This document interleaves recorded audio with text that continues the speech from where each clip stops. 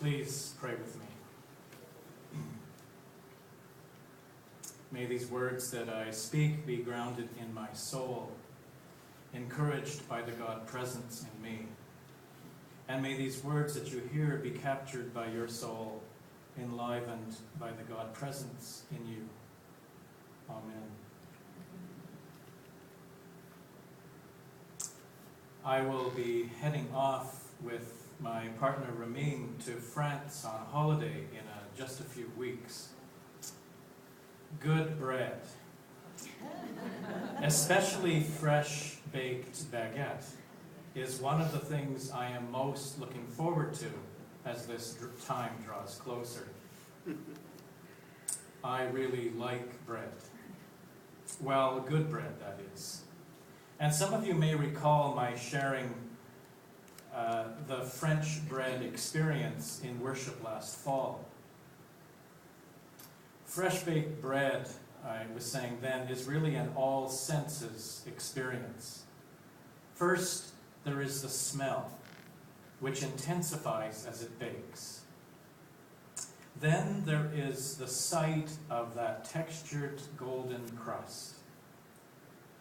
Then the sound of the knife breaking through to that silent interior. Then the touch on the palate of crisp crust and feather-soft bread. And finally, the taste. Anyone hungry?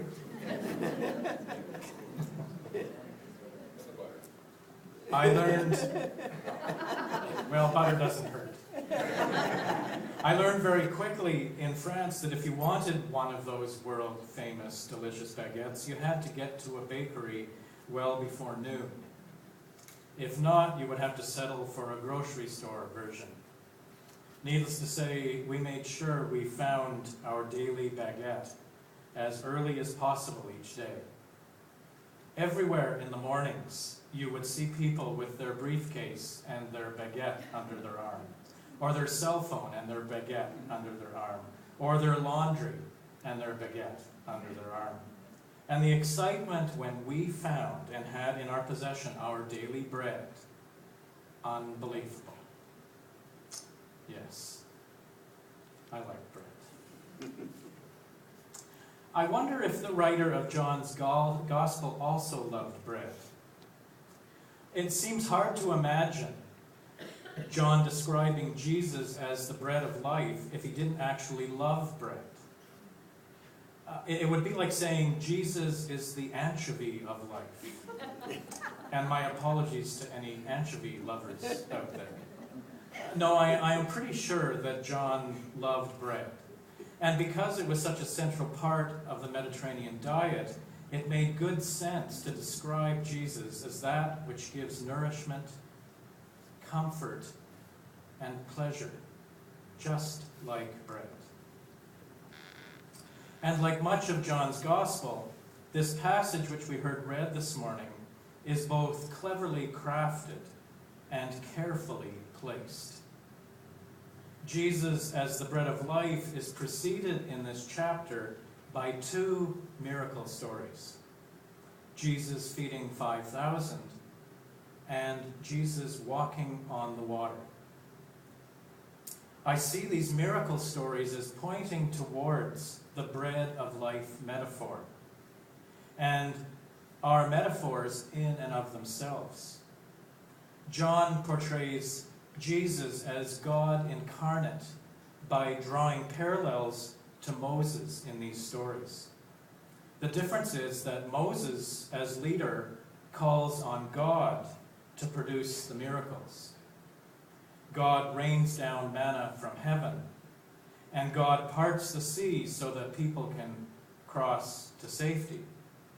Jesus, on the other hand, actually feeds the people himself and actually walks on the water.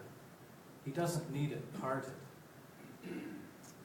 And Jesus, as a result, becomes bigger and better than Moses, who was considered one of the greatest leaders of the people. John, it seems once again, is trying to capture in imagery the follower's experience of the profound presence of God experienced in Jesus. A presence that was more than anything they had known before. These miracle stories create the background for John's claim that Jesus is, in fact, the bread of life, the way to life, free from hunger, the way of God. And hunger is what the bread of life image is really all about. We all experience deep hunger. And although very often we are not even aware of what it is we hunger for, but we all yearn for a life with meaning and purpose. We all yearn for life to be wonder-filled, pleasurable, and to give us a sense of contentment. The people of Jesus' time were no different. Hunger is an intrinsic part of the human condition. It is what Jesus, no doubt, recognized in his own life and caused him to seek and find a soul-deep relationship with God. Jesus got it. He knew what gave life meaning and purpose. He knew what ended the hunger in the struggle to find meaning and purpose. He knew that material wealth and possessions, or status and position in the community, did nothing ultimately to end hunger. Rather, wisdom showed him that the only way to end the hunger for meaning and purpose was to follow the path of right relationship.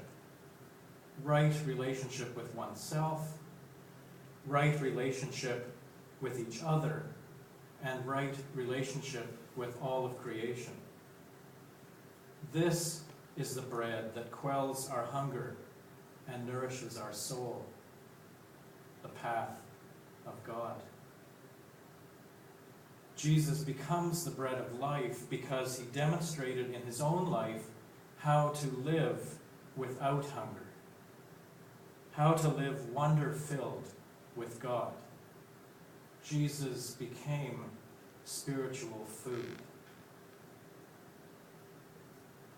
The gospel reading has the people ask, what must we do to perform the works of God? In other words, what must we do to end our hunger? And John has Jesus answer, believe in the one whom God has sent. And this is where we need to understand what it meant to believe in.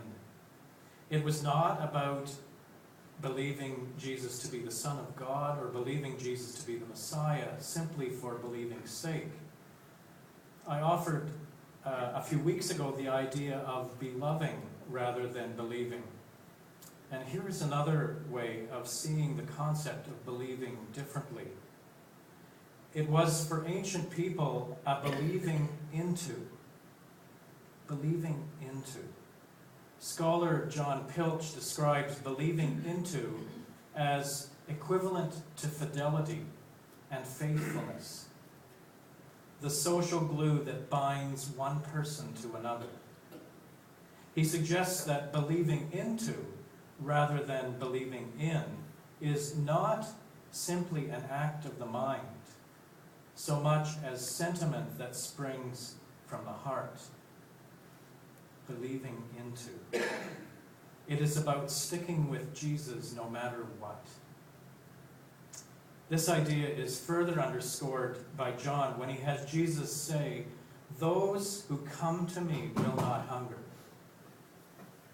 Coming to Jesus is not believing in Jesus, but rather about abiding with, following, loving him. Believers need to establish commitment and solidarity with Jesus. The bread of life that feeds our soul and ends our hunger will come to us when we know what it is to believe into Jesus and live as he did, on the path of creating right relationship with our own self, with each other, and with the whole world. As we move in a few moments into communion, I am reminded of a conversation we had in Bible study this week that was initiated by Jim Taylor. Because this chapter in John doesn't end with, "I am the bread of life." John gets much more graphic. He goes on to have Jesus saying, "If you eat my flesh and drink my blood, you will have life." Yuck. But this is not meant, as all of John's gospel is not meant to be a literal eating of Jesus' flesh and blood. But it is the experience at the heart of communion. Charles Talbot, who is a well-regarded scholar of John's gospel, says this: "This language serves to describe the intimacy, the close relationship of Jesus to those who believe into him, who place their commitment and loyalty in him." Jesus is not on the table. Jesus is at the table. Communion becomes the ritual symbol of sharing intimate relationship with Jesus and with each other, the bread and cup of life. Jesus calls us to the feast to end our soul-numbing hunger by living into all that life has to offer in God. Jesus calls us to live a very different way from the consumer-driven values of our culture, which promise an end to hunger that never comes. Jesus calls us to eat the bread of right relationship in all of life, for that is the way of God. The table before us is God's expression of meaning and purpose. Bread for the journey, food for the way. It can be a French baguette, 5 senses kind of experience if we are willing to believe into the power, believe into the wisdom, and believe into the compassion of Jesus of Nazareth. May we all find our daily bread, that we may be so nourished that we can then nourish all of life.